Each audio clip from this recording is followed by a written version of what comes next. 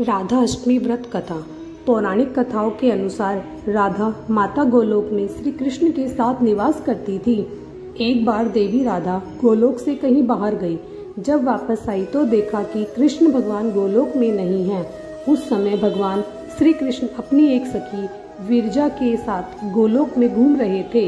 यह बात जब राधा जी को मालूम हुई तो उन्हें गुस्सा आया और वो सीधे उनके पास पहुंच गई। वहां पहुंचकर उन्होंने भगवान श्री कृष्ण को काफी भला बुरा कहा। राधा जी का यह व्यवहार भगवान श्री कृष्ण के मित्र श्री दामा को बुरा लगा और उन्होंने राधा को पृथ्वी पर जन्म लेने का श्राप दे दिया। राधा रानी को इतने गुस्से में देखकर कृष्ण भगवान की सखी विरजा भी वहां से चली गई। इस श्राप के बदले राधा ने श्री दामा जी को श्राप देते हुए राक्षस कुल में जन्म लेने का श्राप दे दिया। राधा रानी के द्वारा दिए गए श्राप कारण ही श्री दामा का जन्म शंखचूड़ नामक दानव के रूप में हुआ। दानव में जन्म लेने के बाद भी भगवान विष्णु का अनन्य भक्त बना।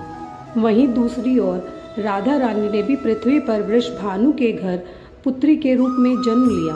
लेकिन राधा रानी वृषभानु जी की पत्नी देवी कीर्ति के गर्भ से नहीं जन्मी थी। दरअसल जिस समय श्री दामा और राधा रानी ने एक दूसरे को श्राप दिया तब भगवान श्री कृष्ण ने राधा रानी से कहा कि आपको पृथ्वी पर देवी कीर्ति और वृषभानु जी की पुत्री के रूप में रहना है।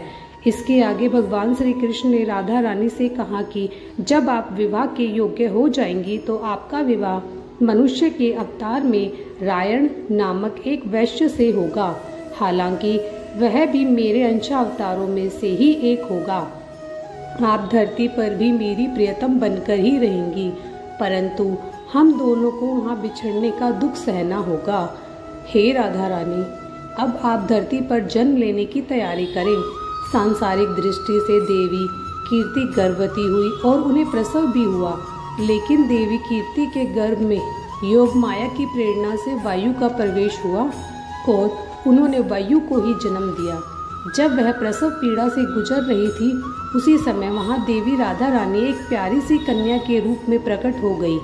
जिस दिन राधा रानी प्रकट हुई वह भाद्रपद शुक्ल पक्ष अष्टमी का दिन था। इसलिए भाद्रपद शुक्ल पक्ष अष्टमी को राधा रानी अष्टमी के रूप में माना जाता है। इस दिन भगवान श्री कृष्ण और राधा रानी की पूजा की जाती है।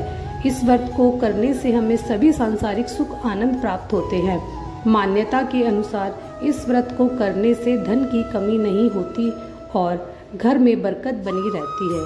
जय श्री राधे राधे राधे।